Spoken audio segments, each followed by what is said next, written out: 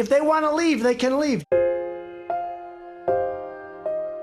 Go back to Africa. We're going to send Mr. Obama home to Kenya. Well, you shouldn't be playing. You shouldn't be there. Maybe you shouldn't be in the country. We'll send him back home to Kenya or wherever it is. They told Dr. King to go back. They told Malcolm X to go back. They tried to pass a law to send Frederick Douglass to Liberia during the colonization movement. They told Ali to leave. They told John Carlos and Tommy Smith to go back to Africa. They told Obama to go back to Kenya, and told Kaepernick to go back to where he came from. And now they're telling congresswomen of color duly elected to office in this country to go back to the crime-infested countries they came from. The they I'm referring to are, of course, racists. And they are not new. American history has been plagued with them. Here are a few examples. Jennifer Wingard, a U of H professor who has looked at rhetoric and immigrant communities, traces this sentiment at least to 1798, when the US passed a series of laws, together known as the Alien and Sedition Acts, that were aimed at making citizenship more difficult for immigrants and deportation easier for US authorities to carry out, stating that the legislation is actually constructed for the ability to remove immigrants who are saying things against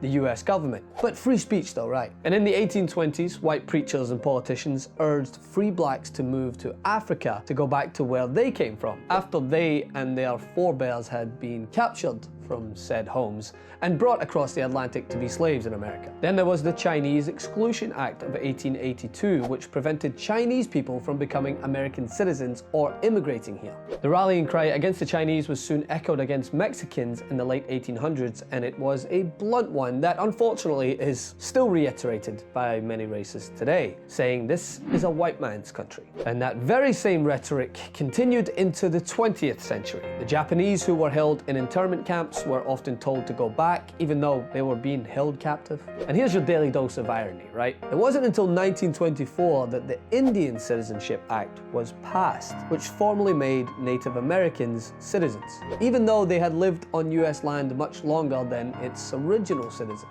Some of the most brilliant and influential Americans throughout history have been told to go back if they dared question whether this country upheld its proposed values. Since Trump's remarks about the 4 congresswomen of recent, the internet has become awash with examples from people of color documented their own experiences with the very same bigotry. Some saying they would get it walking down the street from a passerby for no reason other than how they looked. So if you find yourself defending Trump's comments under the pretense of believing in America first, maybe you should brush up on your own history before you lecture others about how American they are. Because you are America for sure, just the worst part of it.